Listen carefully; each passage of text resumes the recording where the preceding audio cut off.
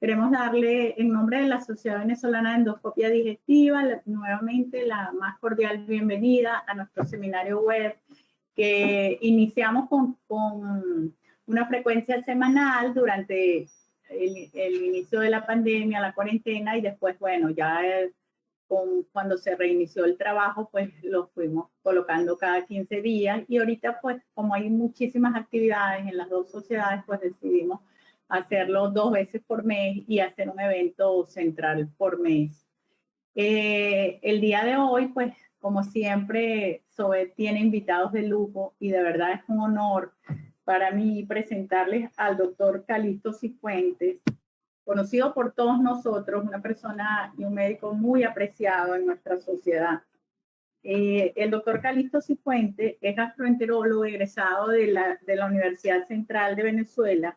Posteriormente, el doctor Calixto realizó su entrenamiento en endoscopia terapéutica con el doctor Yanao, y en el Centro Nacional de Tokio, en Japón. También estuvo haciendo entrenamiento en el Hospital Metropolitano en Tokio y en el Centro Nacional de Cáncer en Tokio. El doctor Calixto fue adjunto del Hospital Domingo Luciani, donde impartió docencia durante mucho tiempo. Actualmente el doctor Calixto es el vicepresidente y presidente electo de la Sociedad Venezolana de Endoscopia Digestiva y se desempeña como gastroenterólogo en el Urológico San Román. El día de hoy el doctor Calixto nos va a hablar sobre polipectomía con asa fría, técnicas, dudas y futuro. Bienvenido, Calixto, muchísimas gracias, y a todos ustedes muchas gracias por estar acá. Adelante, Calixto. Muchas gracias, Yura, muchas gracias, José, por el apoyo. En los próximos minutos yo quiero llevar lo que es la justificación del trabajo que nosotros hacemos cotidianamente en polipectomía y cuál es el papel que tiene el uso de asa fría en las técnicas para el manejo de nuestros pacientes. Probablemente el punto primario en la justificación de nuestro trabajo lo encontramos en estudios como el que les presento a continuación. El impacto que tiene la polipectomía en la vida de los pacientes, modificando el riesgo de mortalidad por adenocarcinoma colorectal, es harto conocido desde un par de décadas al menos, con un énfasis importantísimo en los últimos 15 años de la evolución de la colonoscopia y la polipectomía, al punto que hoy en día nosotros sabemos que la resección de pólipos benignos podría evitar hasta el 90% de los casos de carcinoma colorectal, y eso se denomina prevención secundaria, y disminuir al menos el 50% de la mortalidad por carcinoma colorectal. En el manejo de los pólipos colónicos, uno espera que el endoscopista maneje aspectos básicos que van desde la preparación, la óptica, las tasas de detección de adenoma, el tiempo para retirar el endoscopio, conocer conceptos histológicos como las lesiones aserradas, diagnóstico endoscópico, dominar criterios de curación endoscópica en pólipos malignos, y estas son habilidades que se desarrollan con el tiempo, desde que somos residentes hasta que ejercemos nuestra práctica cotidiana. Debemos conocer la incidencia y el manejo de las complicaciones de la polipectomía, particularmente sangramiento y perforación. De modo que para el momento en que nosotros enfrentamos a un paciente a quien hacemos colonoscopia y que presenta un pólipo, nosotros esperamos algunas cosas de un endoscopista experto. Lo primero que nosotros esperamos es que este experto sea capaz de resecar la mayor parte de las lesiones y enviar muy pocos pólipos benignos a resección quirúrgica. El motivo por el que nosotros deseamos esto es porque sabemos que la resección quirúrgica tiene mayores riesgos, tiene complicaciones más severas y se asocia a costos más elevados.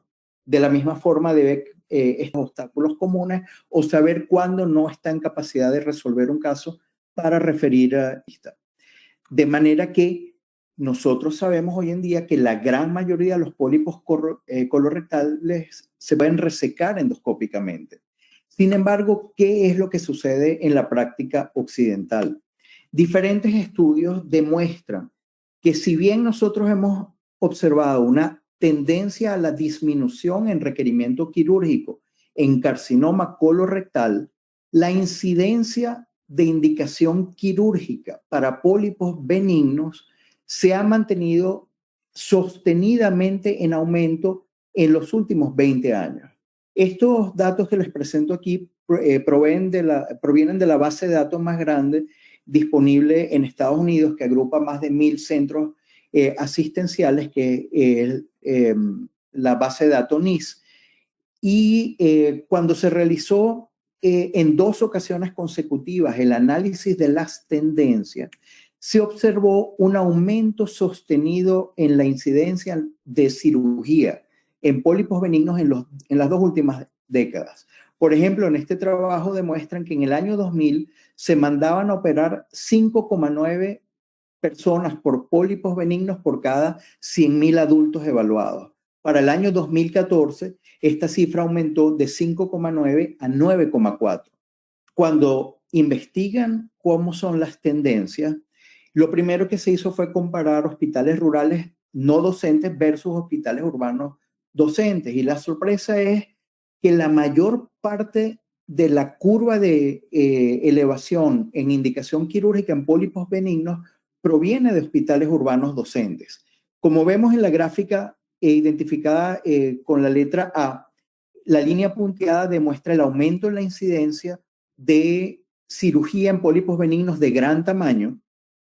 Es similar al aumento de la incidencia en pólipos de gran tamaño, pero sorpresivamente se muestra una tendencia alcista también a la indicación quirúrgica en pólipos de pequeño tamaño que son teóricamente resecables desde el punto de vista endoscópico. Este incremento entonces sostenido de la referencia a cirugía en pólipos benignos ocurre aún en centros docentes, aún en centros con alta tecnología y aún en pólipos pequeños que son endoscópicamente resecables. Cuando pensamos qué es lo que está sucediendo, ¿por qué ocurre esto?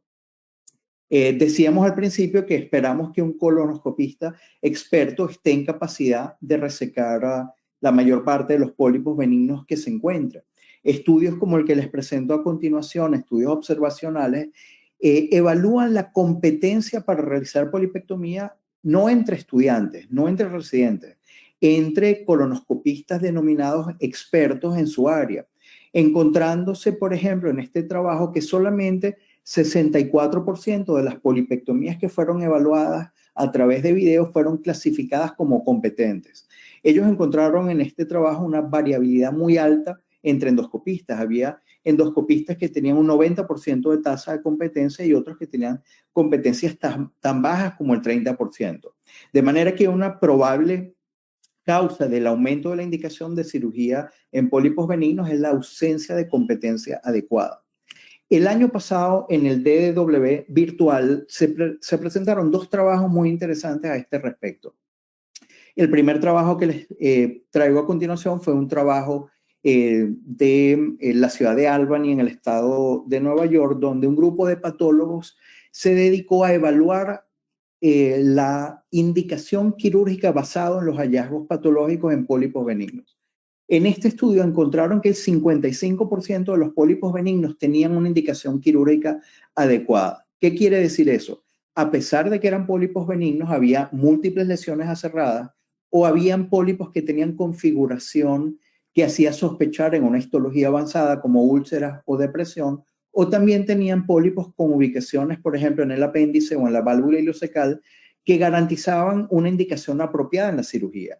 Al contrario, 45% de los casos que revisaron concluyeron que tenían indicación quirúrgica inapropiada. Eran pólipos de menos de 2 centímetros que podían ser resecados endoscópicamente, en los cuales se realizó o una resección completa o se hizo una sobreestimación del tamaño del pólipo, de manera que el endoscopista decidió no completar la resección.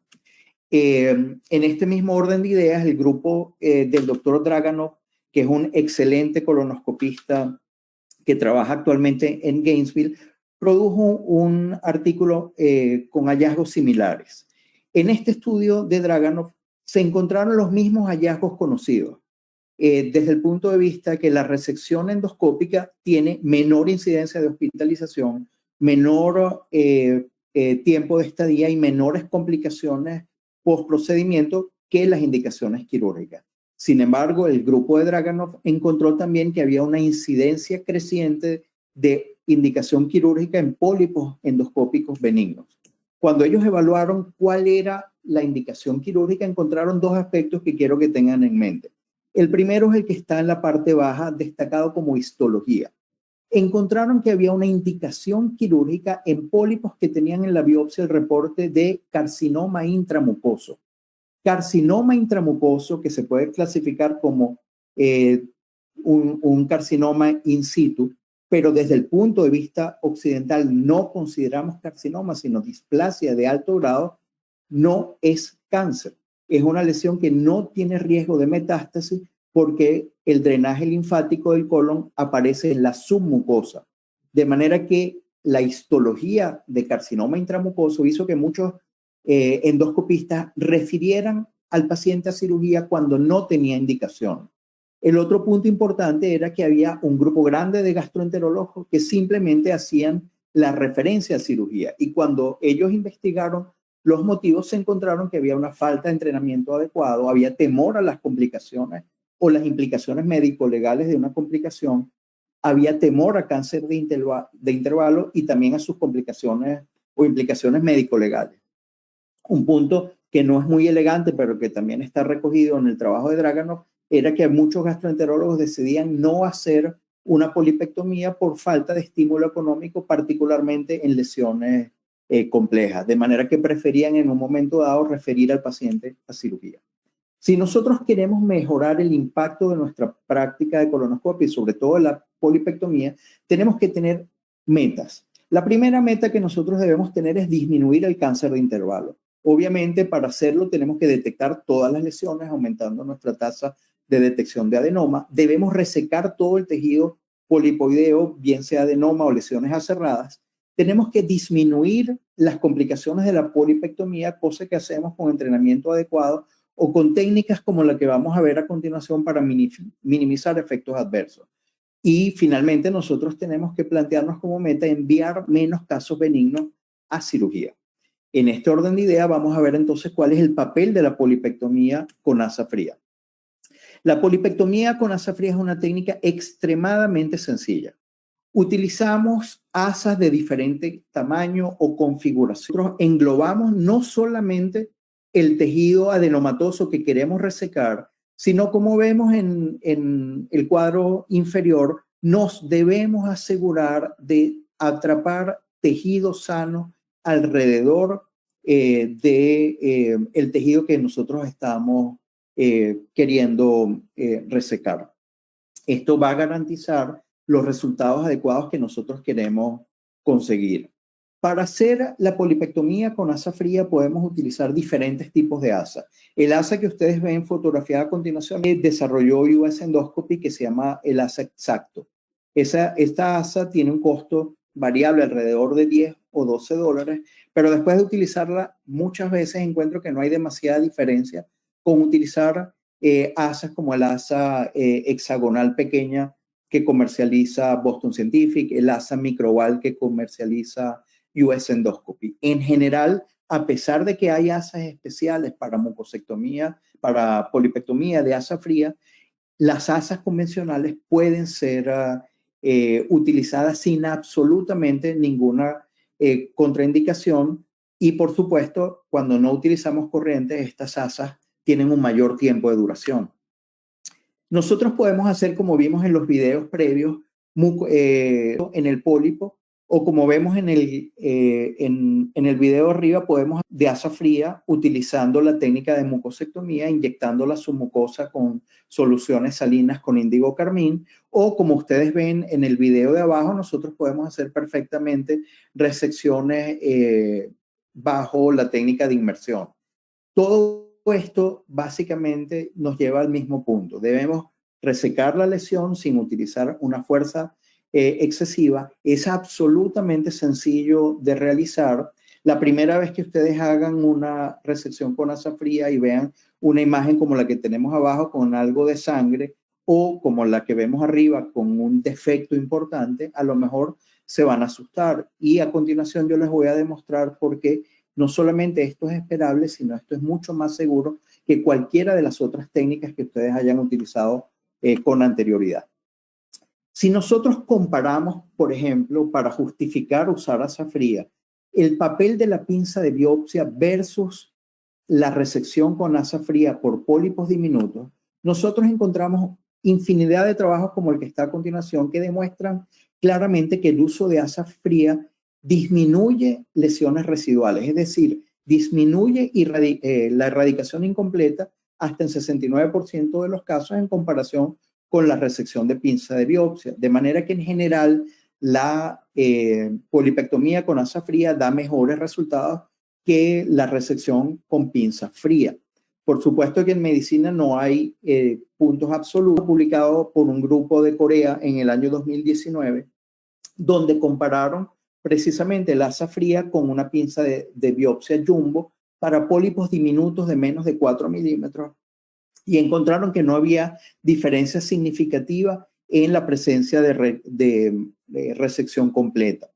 Desde mi punto de vista y en la práctica cotidiana, la polipectomía con asa fría es infinitamente superior a cualquier pólipo de más de 4 milímetros. Y hoy en día yo solamente uso la pinza de biopsia para resecar lesiones menores de 4 milímetros que sean muy planas, que estén ubicadas en el campo izquierdo del endoscopio y no puedo rotar con facilidad el endoscopio, y sobre todo aquellas lesiones que pueden englobar de una sola mordida con las valvas abiertas de la pinza jumbo. De resto, ya yo no uso polipectomía con pinza de biopsia fría.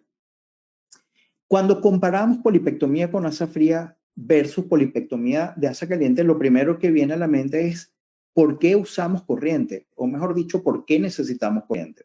La mayor parte de nosotros usamos corriente porque aprendimos a hacer polipectomía. Si pensamos en las indicaciones o justificaciones para pensar en el uso de corriente, podemos pensar que necesitamos corriente para cortar tejido o para obtener una profundidad adecuada o para destruir restos microscópicos de tejido que pudieran conllevar a recurrencia de las lesiones, para coagular elementos vasculares y evitar el resangramiento.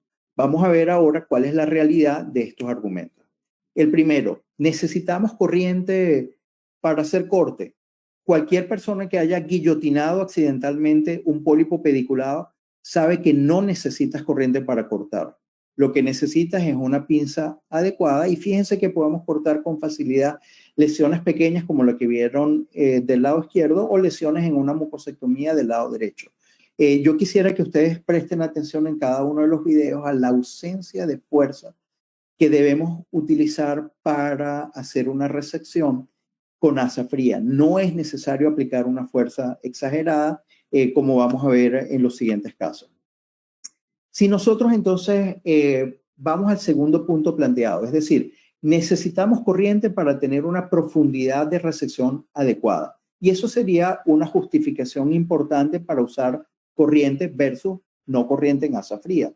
Este es un trabajo japonés del grupo de Akita que se dedicó a hacer una evaluación. Ellos hacían en forma randomizada colonoscopia. A un grupo de pacientes le hacían polipectomía con asa caliente y repetían la colonoscopia a las 24 horas.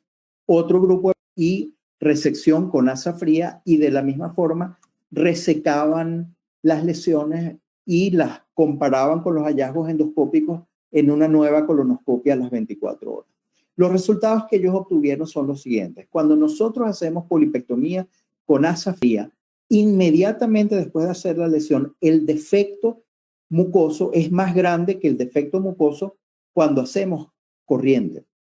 Cuando nosotros comparamos el sitio de resección a las 24 horas, el sitio donde utilizamos corriente tiene un defecto de mayor tamaño que el defecto que se produce en asa fría. Cuando nosotros evaluamos la profundidad, cuando se hace resección con asa fría, había en el grupo de Akita un mayor porcentaje de casos que tenían presencia de su mucosa. Ellos concluyeron que la resección con asa fría producía un defecto más grande en la resección inmediata, pero más pequeño a las 24 horas que el uso de corriente, y esto podía tener un impacto en las complicaciones tardías. En la resección con asa fría, si bien fue un poco más superficial en un grupo de pacientes, tenía mayor cantidad de casos que tenían muscular de mucosa y eso es suficiente para lesiones benignas. De manera que, para responder las primeras dos preguntas, ¿necesitamos calor o corriente para cortar un pólipo? No, no hace falta. Con una polipectomía de asa fría podemos cortar tejido. Y la profundidad de resección con asa fría al menos sobrepasa la muscular de la mucosa y eso es adecuado para los pólipos benignos, es decir, para aquellos pólipos que no producen infiltración más allá de la muscular de la mucosa. No necesitamos mayor profundidad, sino en aquellos casos de pólipos malignos. Es necesario, la tercera pregunta, usar corriente para erradicar tejido, o mejor dicho, usar corriente suficiente para erradicar el tejido. Y la respuesta es no. Los estudios que utilizaban pinza caliente, que utilizan corriente, todos han demostrado un mayor porcentaje de tejido residual que aquellos que se comparan con resección con asa fría o incluso con microasa con cauterio. Cuando nosotros hacemos mucosectomía, que usamos corriente, garantizamos que no haya tejido residual, que no haya recidiva. Todas las series de mucosectomía demuestran algún nivel de recurrencia. Es decir, usar corriente no es una garantía de que elimines todo el tejido. La garantía de que elimines todo el tejido es que tú dejes un margen adecuado de tejido sano. Debemos dejar tejido no solamente en los márgenes laterales, sino en los márgenes verticales de la resección, sea cual sea la técnica que nosotros utilicemos. Este estudio que les voy a presentar aquí es un estudio japonés, particularmente incorporando casos de las universidades de Osaka y de Kobe. El grupo de Kansai presentó un estudio muy importante que se llamaba el estudio Crescent, donde comparaban en forma aleatoria polipectomía con asa fría versus caliente para la tasa de erradicación en las lesiones.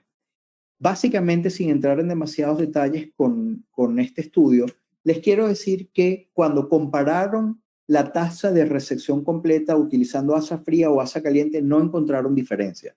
Las tasas de resección completa eran comparables. Cuando ellos investigaron algunos resultados secundarios, encontraron para este estudio y en este grupo que cuando utilizaban asa fría, el tiempo de procedimiento era significativamente menor. Ellos no encontraron diferencia en el requerimiento de resecciones adicionales o en la tasa de complicaciones relacionadas a la hemorragia. Les quiero mostrar en esta lámina lo que ellos utilizaron como clasificación, que es dificultad de polipectomía en asa fría. 94% de las resecciones fueron fáciles y 5% difíciles. La definición de una polipectomía con asa fría difícil es aquella que toma más de 5 segundos para resecar. Y eso solamente ocurrió en el 5% de los casos. Y en la experiencia de este grupo, solo 1% de las lesiones fueron imposibles de resecar con asa fría. Y la imposibilidad se refiere al hecho de que requirieron utilizar corriente para poder cortar la lesión. Como ustedes ven, 99% de las lesiones son resecables con asa fría, 94% con facilidad y solamente 5% se toma uno más de 5 segundos para resecar el pólipo. El otro punto, sangramiento. Usar corriente evita sangramiento y nosotros hemos utilizado todos los tipos de corriente con diferentes intenciones. Corriente de corte, corriente de coagulación, el Endocott de Herbe o cualquiera de las otras modificaciones comerciales de aplicación intermitente. Y ninguna de estas corrientes garantiza la ausencia de riesgo. Por ejemplo, en el grupo de Sydney, el grupo del Dr. Burke, hicieron un análisis de las condiciones que inducían riesgo de sangrado cuando hacían, por ejemplo, mucosectomía. Para este grupo, el único factor de riesgo era la presencia de 2 o 3 vasos visibles en el fondo de la resección. De manera que el planteamiento lógico es si hay 2 o 3 vasos visibles como factor de riesgo, ¿qué pasa si yo esto los cauterizo? Y lo importante que nosotros tenemos que tener en mente es que nosotros podemos tener dos tipos de sangramiento. El sangramiento inmediato que se presenta durante la colonoscopia, que lo podemos detener dando los métodos a nuestra disposición, desde inyección, esclerosis, cauterización o colocación de endoclips, y el tardío, que es el que nos da problema. Y el sangramiento tardío, como vamos a ver a continuación, es el que se asocia al uso de corriente. Nosotros tenemos, cuando hacemos polipectomía con asa fría, una mayor incidencia de sangramiento venoso que cede en forma espontánea. El sangramiento arterial, que habitualmente se relaciona con una lesión térmica, es el que nos da mayor cantidad de problemas. Diferentes grupos han tratado de lidiar con el riesgo de sangramiento de diferentes formas. Utilizar argón plasma, por ejemplo, no disminuye el sangramiento post-polipectomía. En la experiencia nuevamente del grupo de Sydney, el grupo australiano del Dr. Burke, cuando ellos cauterizaban o quemaban los vasos visibles en el fondo de la mucosectomía que habían visto antes como factor de riesgo de sangrado, no encontraron ninguna diferencia con el riesgo de sangrado post-polipectomía. Entra entonces el papel de la polipectomía con asa fría, y yo les quiero mostrar este trabajo de Taiwán que se publicó en el año 2019, donde compararon en forma simplemente observacional qué pasó con los casos que ellos manejaban cuando empezaron a hacer polipectomía con asa fría. Esto no es un estudio randomizado, esto es un estudio observacional. En la época en que ellos hacían solamente polipectomía con asa caliente, tenían pacientes que hacían sangrado tardío, sangrado post-polipectomía. A medida que empezaron a utilizar la técnica de asa fría, dejaron de ver sangramiento post-polipectomía. Llegaron a tener durante 3 trimestres consecutivos ningún paciente con sangrado significativo que requiriera una nueva endoscopia. De manera que este estudio concluye que usar corriente es un factor de sangramiento tardío. Para este grupo, usar corriente tenía una razón de probabilidad de 14 veces más riesgo de sangrar cuando utilizabas pinza caliente que cuando utilizabas asa fría. Por supuesto, no quiero que se espanten tampoco con la polipectomía con asa caliente. Es 14 veces más alta de un riesgo que no es demasiado elevado. Pero un paciente que nos haga correr de madrugada para manejar un sangrado post-polipectomía es suficiente. Usar corriente, entonces, no evita hemorragia. Es un factor de riesgo de sangrado tardío. Para el sangrado tardío hay algunas cosas que sabemos. Por ejemplo, utilizar aspirina no aumenta el riesgo de sangrado tardío en polipectomías de menos de 10 milímetros. El riesgo aumenta, por supuesto, con resecciones de mayor tamaño, pero ustedes deben saber que hoy en día la totalidad de las sociedades endoscópicas recomiendan mantener el uso de aspirina en aquellos pacientes que tengan un riesgo alto para fenómenos tromboembólicos, aún en procedimientos terapéuticos de alto riesgo. Es decir, hoy en día yo no le quito aspirina a nadie que vaya a hacerse una colonoscopia si la aspirina es bien indicada. No me refiero a los pacientes que se toman aspirina para que no les vaya a dar una complicación por el COVID o lo que fuera. El clopidogrel sí aumenta el riesgo de sangramiento tardío, no aumenta el riesgo de sangramiento inmediato, y el uso de la warfarina es un factor de riesgo para sangrado tardío. Sin embargo, les quiero mostrar, este es un trabajo que ya tiene 7 años, en el cual se evaluó a 70 pacientes con pólipos menores de 10 milímetros, a quienes se realizó polipectomía con asa fría o asa caliente sin estudio. Encontraron un 7% de sangramiento tardío, y ningún episodio de sangramiento tardío ocurrió en pacientes que utilizaban asa fría. Todos los episodios ocurrieron en polipectomía con corriente. Nuevamente, si ustedes ven la tendencia, el perfil de seguridad de la polipectomía de asa fría es muy elevado.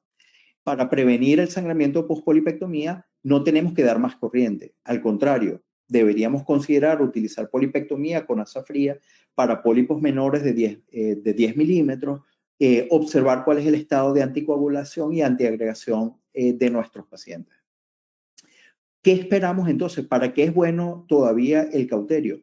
Obviamente tiene indicaciones. Primero, probablemente da una mayor tasa de resección en bloque en lesiones hasta de 2 centímetros. Y esto es enormemente importante cuando nosotros esperamos endoscópicamente una histología avanzada. Es decir, si nosotros tenemos un pólipo, y esto lo vamos a reforzar un poco más adelante, que tiene aspecto endoscópico sugestivo de una displasia de alto grado o la posibilidad que nosotros estemos hablando de un carcinoma T1A, debemos utilizar corriente.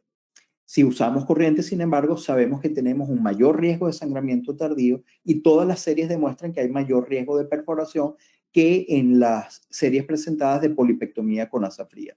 Tenemos adicionalmente que cuando usamos corriente tenemos el riesgo de síndrome post-polipectomía que no existe cuando utilizamos asa fría. El asa fría entonces no es inferior que el asa caliente, sino que al contrario ofrece una serie de ventajas claras en aquellos pólipos de menos de 1 centímetro.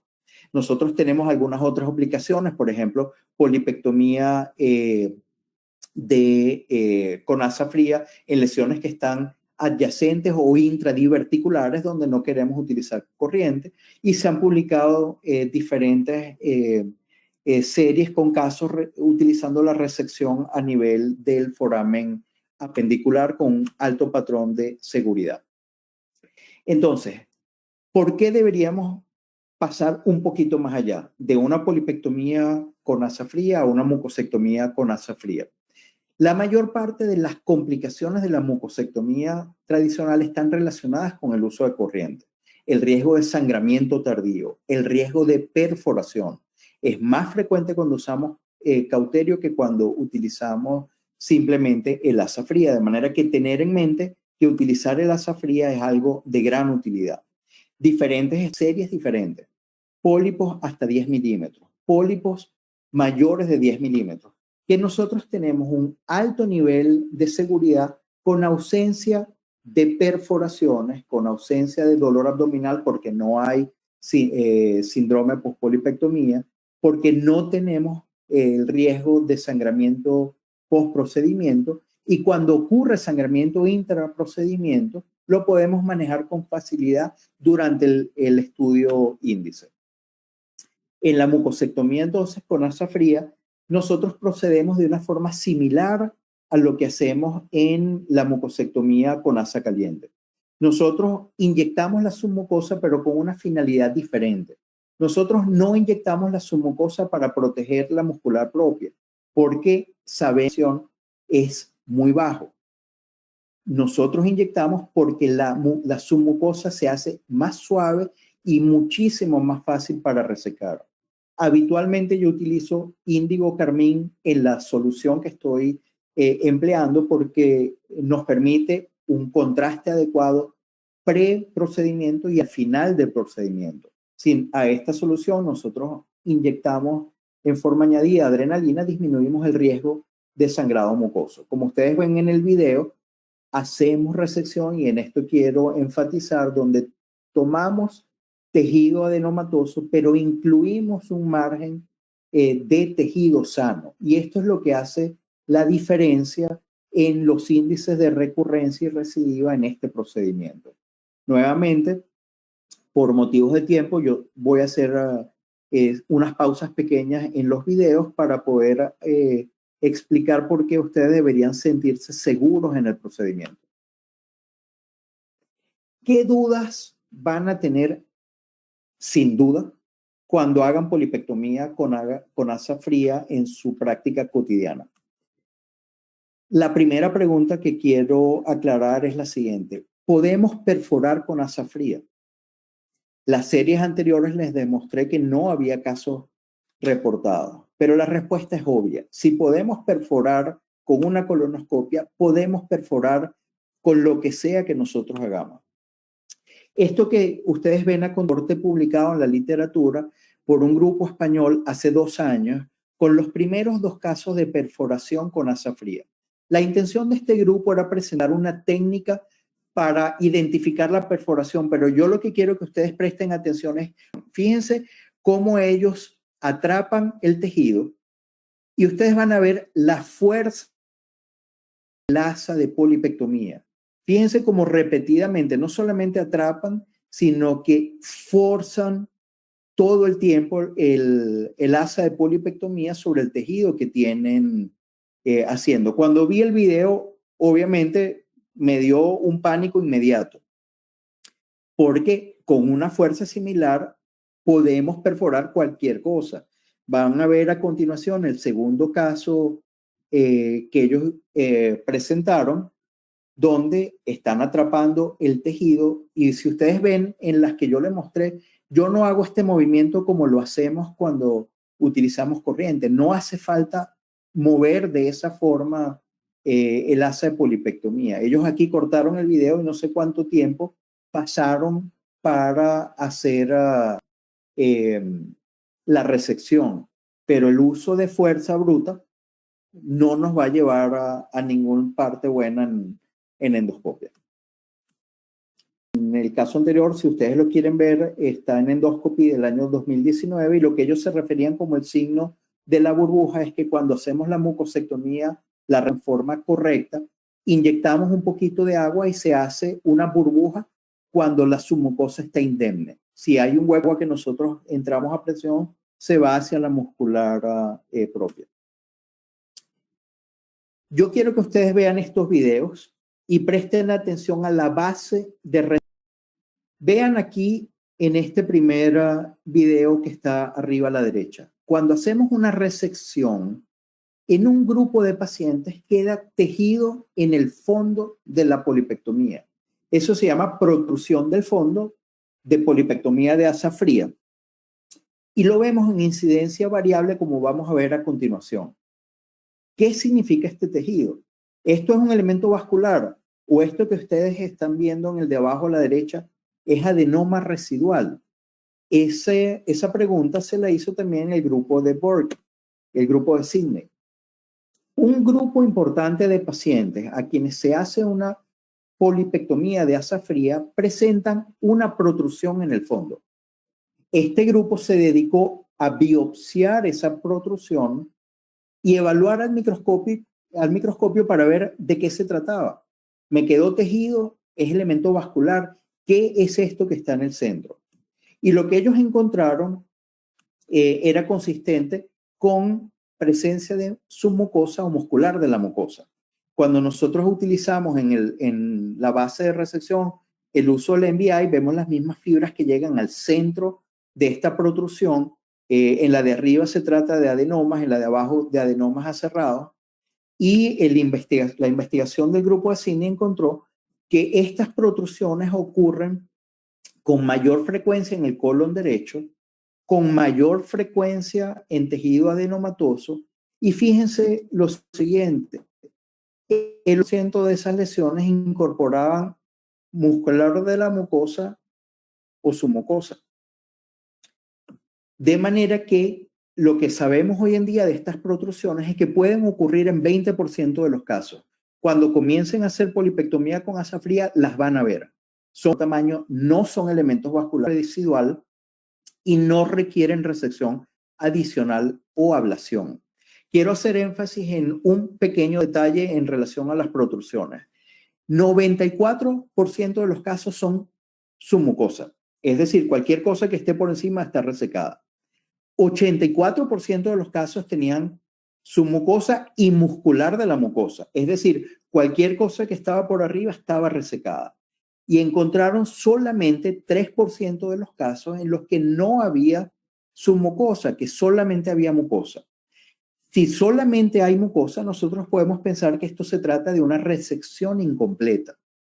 Y esto no tiene absolutamente ningún problema si estamos hablando de adenomas o lesiones aserradas. Pero es importantísimo tenerlo en mente si el patólogo nos reporta una lesión con displasia de alto grado, porque debemos estar atentos a la posibilidad pequeña de que haya quedado tejido residual. Esto nos lleva al último punto. Asa fría en el manejo de cáncer. ¿Se puede utilizar polipectomía con asa fría en cáncer? La respuesta es no. No es una indicación aceptada para manejo de cáncer, y hasta donde yo sé no hay ningún reporte publicado del uso de asa fría en el manejo de cáncer.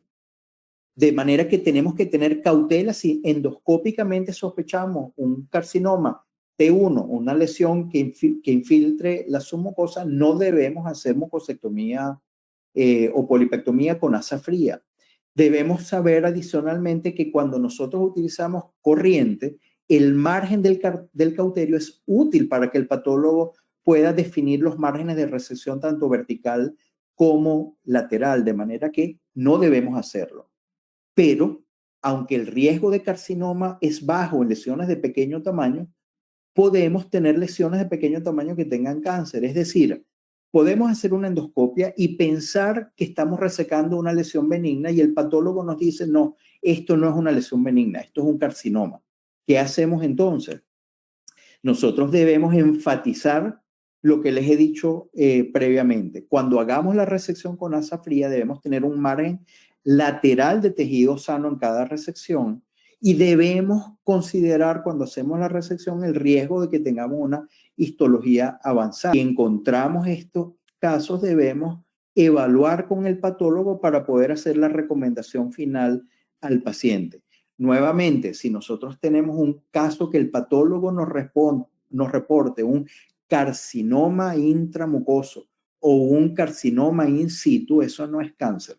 Eso es algo diferente y el manejo endoscópico está perfectamente bien indicado.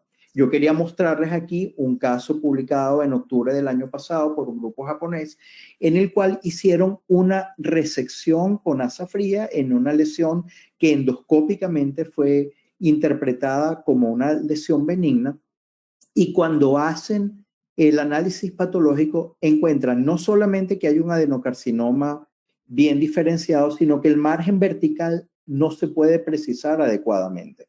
Cuando ellos revisan retrospectivamente las imágenes, encuentran que al ladito de la zona de resección que está marcada con el clip, había una pequeña lesión elevada que finalmente interpretaron como un foco de carcinoma submucoso o metástasis SCIP en salto.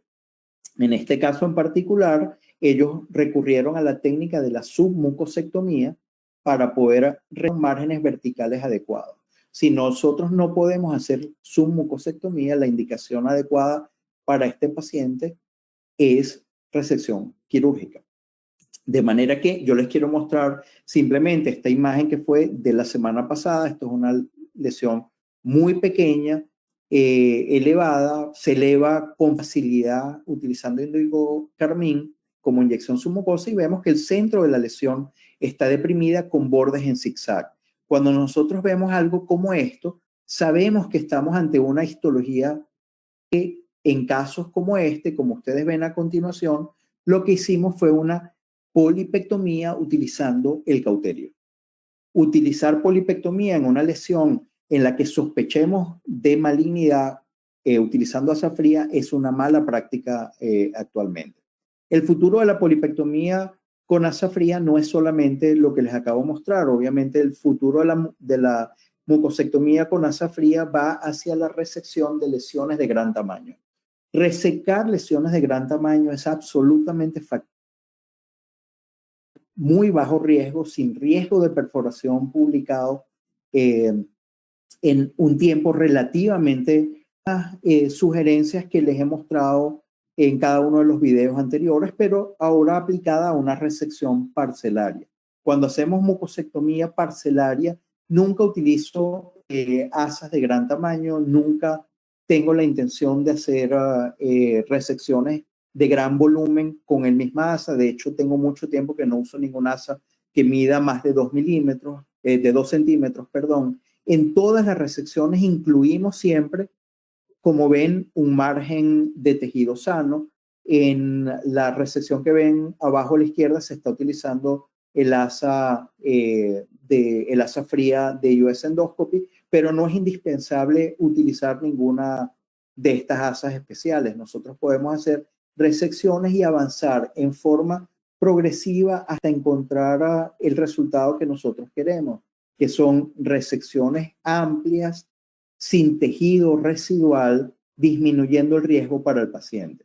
En estos casos, nuestra meta es no solamente, sino evaluar previamente a la resección el riesgo que nosotros asumimos para este paciente. Es decir, debemos estar lo suficientemente seguros de que este paciente tiene efectivamente una lesión benigna. Debemos tratar de recuperar la mayor cantidad de especímenes de la resección con la meta, por supuesto, de obtener la totalidad.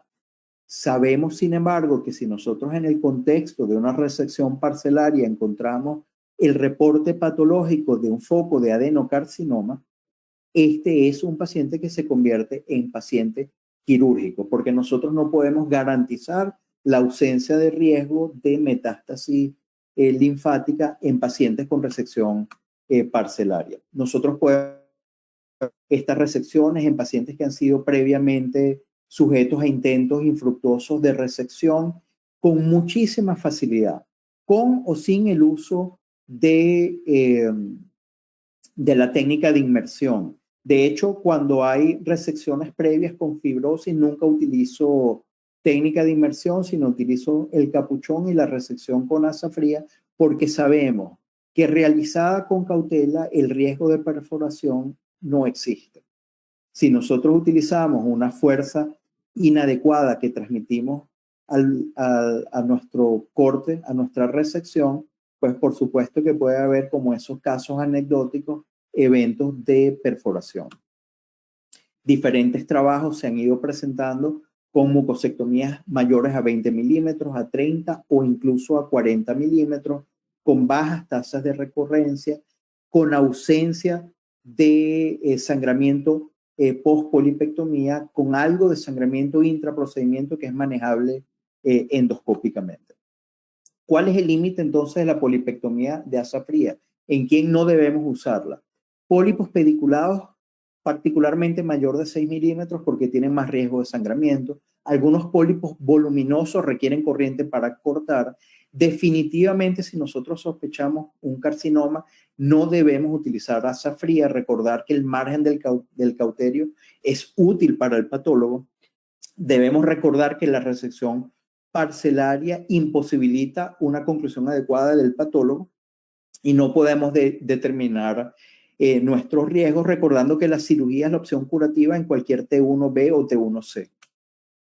Otros aspectos a considerar es la velocidad. Es muy rápido la polipectomía con asa fría, es más rápido mientras más práctica tenemos, es más rápido cuando no te preocupas por el efecto adverso, no te preocupas por perforación, no te preocupas por el riesgo de sangramiento. Es más económico porque no necesitas tener a la mano clips, porque no vas a perforar y eso te da una tranquilidad inmensa.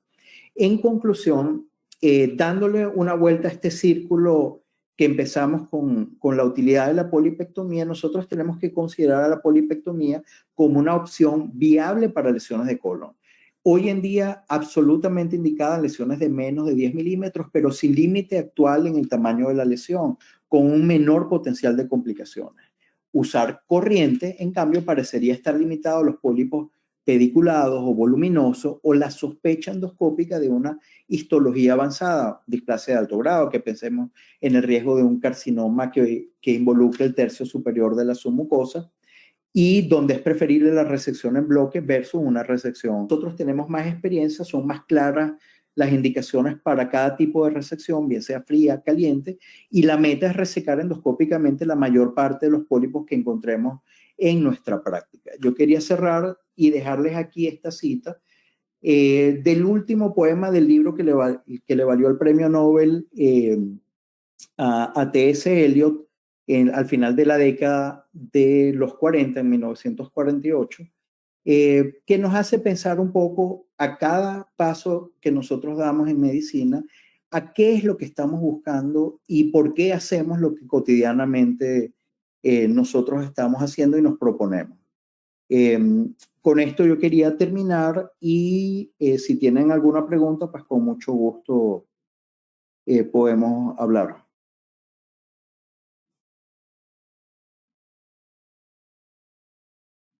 Excelente, doctor Calixto, como siempre. De verdad que, wow, una charla que nos deja gratamente complacidos y sobrepasa las expectativas. Excelente conferencia, doctor Calixto. Hay una pregunta, hay varias, pero estoy viendo de la doctora Jenny Romero. Le pregunta, doctor Calixto, sé que dijiste que se podía usar asas diferentes a las no fabricadas para asa fría. En estos casos se debe tener alguna precaución aparte. Ninguna precaución.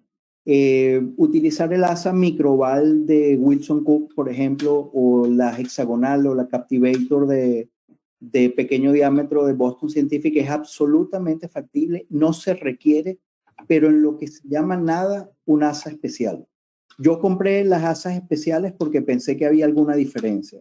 Si les puedo decir que hay alguna, les miento. Es absolutamente igual para mí utilizar la Exacto de US Endoscopy o la pequeña de Wilson Cook. Habitualmente lo que hago es escoger basado en el tamaño de la lesión, porque siempre la intención es tener un margen de tejido sano.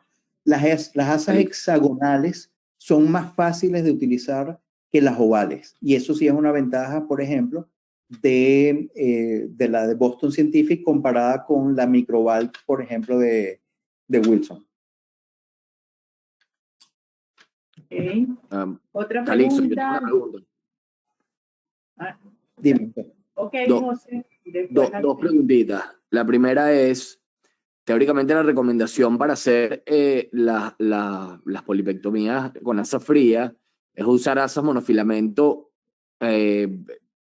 más rígidas, ¿no? Menos blanditas, ¿no? Y delgadas, porque como dices tú, la fuerza se concentra más en el hilo delgado y tienes que hacer menos fuerza para cerrar y tienes más seguridad y mejor percepción de lo que estás cortando. Eso en teoría. Ahora, teóricamente y te pregunto por tu experiencia, porque creo que eres la persona que tiene más experiencia en resección de asa fría en este país. ¿No te parece ya estar en un nivel en el que no sientes diferencia con una asa o la otra, pero que inicialmente quizás empezar con una asa especial para asa fría sea mejor? Lo digo porque hay mucha gente, en los que me incluyo, que estamos empezando a usar asa fría recién, ¿no? Es una buena pregunta. Yo no noto absolutamente ninguna diferencia y he hecho la prueba con todas, incluyendo el asa más flexible que tengo, que utilicé en algunas ocasiones el asa de Olympus, el que se usaba para los kits de mucosectomía, con la desventaja de que esa asa se daña muy, muy rápidamente. La ventaja de las asas más rígidas es que duran más tiempo y nosotros somos un país donde reciclamos sin duda material. Yo utilicé y compré una cantidad grande de las asas de Exacto de US Endoscopy, que pueden costar $10, $12, no es un precio muy alto, pero yo no noto absolutamente ninguna diferencia con ninguna de las asas. La técnica es más sencilla, no puede ser. Probablemente lo que da más miedo es en la primera resección, cuando veas la magnitud del defecto, porque es más grande que lo que vemos en una polipectomía convencional o en el paciente que hace la polipectomía y de pronto sangra un poquito. Hoy en día, lo que es importante es hacer la resección, evaluar la base de la resección con la intención de ver que no hayas dejado tejido residual. Yo no me detengo hoy en día por un poquito de sangrado cuando hago una resección en el momento con asa fría. No me preocupa el riesgo de sangramiento. No he tenido ningún caso en que haya tenido que reendoscopiar a un paciente por sangramiento tardío en 3 años haciendo polipectomía con asa fría. 80-85% de mis resecciones hoy en día son asa fría. Hago polipectomía con asa fría en forma diaria sin ningún problema. Quizás utilizar la sonda Exacto pueda dar una sensación de seguridad por la forma excéntrica que tiene, y es un poquito quizás más sencillo al principio englobar tejido sano, pero la técnica es muy, muy sencilla, muy straightforward. Tú pones el asa, haces un poquito de presión paralelo a la pared del colon y eso es todo lo que necesitas. Ni un poquito de fuerza, no hace falta movilizar, como ustedes vieron en los casos en los que le presenté 2 perforaciones. es una técnica realmente segura que los va a dejar, en mi opinión, muy satisfechos. Yo casi todos estos pólipos los recojo utilizando succión en el canal de biopsia. Siempre reviso el margen de resección para estar seguro de que no haya lesión residual. Empecé haciendo biopsia de las protrusiones, igual que hizo el grupo de Sydney, con los mismos resultados. Esas protrusiones son submucosas, de manera que hoy en día ni siquiera gasto mucho tiempo en la evaluación de esas protrusiones. Ahora, cuando haces el informe, Calixto, y hay protrusión, lo dejas sentado en el informe de manera de esperar el resultado anatomopatológico. Eso es lo que entendí. Siempre. Perfecto. Hay dos preguntas más. Alba Fonseca pregunta que si el seguimiento de una vez resecados los pólipos es igual con asa fría que con asa caliente. Absolutamente igual. La indicación de seguimiento no es la técnica, la indicación de seguimiento es la histología. Una de las cosas en que hay que insistir es un reporte patológico adecuado siempre. Y eso cuesta mucho trabajo. Yo he visto ocasionalmente cuando está alguno de los patólogos no habituales, el reporte de decir, por ejemplo, adenoma tubular y ni una mención a si el margen está o no completo. Las resecciones se deben manejar que las resecciones con asa caliente. Es decir, si hacemos una polipectomía convencional, mando el pólipo como hacemos una polipectomía con corriente.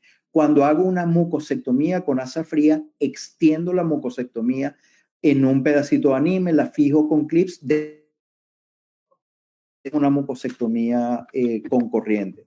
Y el seguimiento lo dicta absolutamente la histología, el reporte del patólogo. Y por eso es importantísimo que el patólogo le diga a uno siempre margen lateral, margen vertical, y cuando estamos en presencia de un carcinoma, pues pedimos otras cosas como la presencia o no de budding, pedimos la profundidad de invasión en la submucosa, infiltración linfovascular. Pero en los adenomas o lesiones aserradas, que es el grueso de lo que nosotros hacemos, lo más importante es que el patólogo nos reporte que el margen de resección lateral es adecuado. Si el margen de resección lateral no es adecuado, igual que en una polipectomía convencional, tenemos un riesgo de recidiva y el paciente tiene que ser endoscopiado antes de lo previsto. Okay, gracias. Te pregunta, te felicita y dice, ¿utilizas de rutina la inyección con colorante? Eso también lo preguntaron en el canal, que si de rutina elevas e inyectas. Hola, Belén. No la uso de rutina la inyección con colorante cuando pienso que cuando son lesiones planas un poco mayores de 5 a 6 milímetros, son de pequeño tamaño, no necesito la resección para garantizar un margen adecuado. Mientras más grande es la lesión, más tiendo a utilizar inyección submucosa, nuevamente, no para facilitar la resección, para garantizar que estoy resecando tejido sano alrededor de la lesión. Entonces, lo habitual en una lesión de mayor tamaño, de más de 10 milímetros, suelo inyectar solución salina con índigo carmín. No utilizo soluciones coloidales como en la mucosectomía, básicamente porque no se ha estudiado. La resección, además, con asa fría es muy rápida. Yo utilizo, por ejemplo, el Exar, que son soluciones de almidón en la mucosectomía en forma cotidiana cuando uso corriente, pero cuando hago asa fría uso simplemente solución salina con adrenalina e índigo carmín. Ok, gracias. Creo que ya respondiste la otra pregunta, pero igual la hago. ¿Cómo seleccionas los casos que infiltras la submucosa? ¿Con inmersión o solo asa fría? Es de parte de Yorlé y te saluda. Hola, Yole. Fíjate, yo uso con bastante frecuencia asa fría. Las técnicas combinadas de inmersión o de asa fría. Cuando utilizo asa fría, técnica de inmersión, no inyecto. La ventaja de la inmersión es no tener que inyectar porque la mucosa flota hacia el centro de la lesión. Pero me gusta el aspecto que da la inyección con índigo carmín porque me da un contraste que no tengo cuando hago una mucosectomía solamente con inmersión. Mientras más plana es la lesión, prefiero inyectar. Si la lesión tiene algo que me preocupe desde el punto de vista de posibilidad de histología de alto grado, inyecto y uso corriente.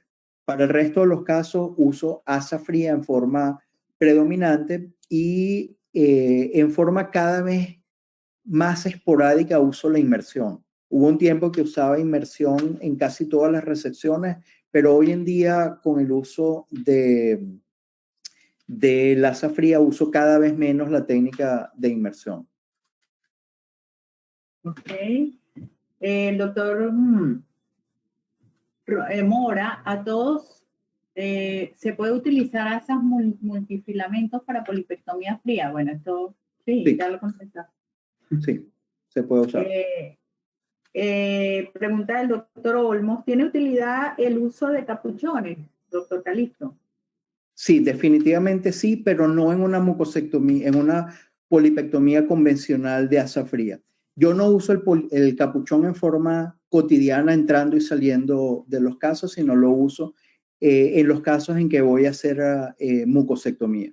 En los casos de mucosectomía, habitualmente uso el capuchón porque da mucho más facilidad para trabajar y lo uso absolutamente siempre en las lesiones de recto bajo. Okay. Bueno, el doctor Raúl Monsedá, por allí está Raúl, que quieres hacer algún comentario. No, felicitar a Calixto. Excelente como siempre tu presentación, Calixto.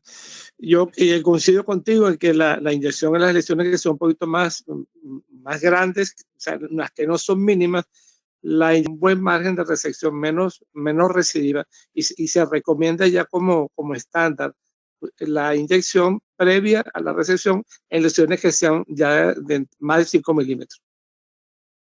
De acuerdo, Raúl. Gracias. Sí. Bueno, hay muchísimas felicitaciones, la gente de varias partes, excelente conferencia, como siempre, doctor Calixto. De verdad que muchísimas felicitaciones. Nos dicen por allí si hay alguna otra pregunta, algún otro comentario. Bueno, muchas gracias a ustedes por su atención. Disculpen lo largo. No, estuvo traté de espectacular. Hacerlo excesivamente aburrido, pero la intención es un poco convencerlos de que esto es algo que está en sus manos, que es algo que si no han hecho ya deberían incorporar en su práctica cotidiana.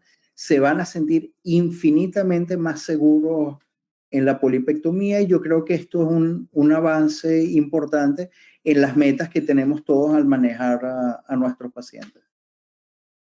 Okay. Calixto, un comentario. Se publicó un trabajo en GEN donde después de hacer la resección de la lesión se usaba con un jet bastante agua como para tener más seguridad en el borde de resección. ¿Tú le ves alguna utilidad a esto? Eso es lo que publicó el grupo de España, el grupo español, con respecto al uso del jet de agua para crear un colchón en la burbuja. Yo siempre uso algo de agua porque me interesa primero movilizar y ver que los márgenes de resección sean adecuados. Yo uso siempre el jet de agua en la endoscopia. No creo que sea absolutamente indispensable. Este signo de la burbuja, que es utilizar agua a presiones y ver cómo se hincha la submucosa, que es una marca de seguridad que hacía este grupo español, pues lo veo cuando uso el jet de agua, pero nunca lo he hecho con esa intención. Por supuesto me puedo equivocar, pero nunca creo que voy a perforar a nadie. Si uno tiene el jet de agua, utilizarlo es absolutamente cotidiano. Como les digo, yo uso mucha agua durante la inserción del colonoscopio. Tengo el jet de agua puesto siempre en el paciente y lo uso rutinariamente, pero no estoy seguro de que ofrezca ninguna ventaja desde el punto de vista particular de la polipectomía de asa fría. Ok, gracias. Bueno, excelente. Gracias, doctor Calisto. Muy bien documentada su conferencia. Hay muchísimas felicitaciones. La doctora Viviana Velasco, el doctor León, todos felicitándote y de verdad, en nombre de la sociedad, pues muchísimas gracias. Los invitamos cordialmente para el día 6 de marzo. Les vamos a estar enviando pues todas las notificaciones para el curso de cáncer de colon, el cual vamos a realizar en conjunto con la Sociedad de Gastroenterología Española. Bueno, además de eso también va a estar el doctor Calisto y bueno, están cordialmente invitados todos. Un abrazo para todos, gracias nuevamente Calisto y bueno, a todos muchísimas gracias por estar aquí. Y gracias a José, saludos. Saludos, Chao, Calixto. José. Excelente, felicitaciones. Un abrazo. Un abrazo. Saludos, Yura. Chao, José, un abrazo. Ay, no les dije que hubo una audiencia excelente, 84, hubo un momento que hubo 90 personas en los dos. Excelente, Calixto, muchísimas gracias. Gracias, Yurita. Buenas noches. Un abrazo, cuídate.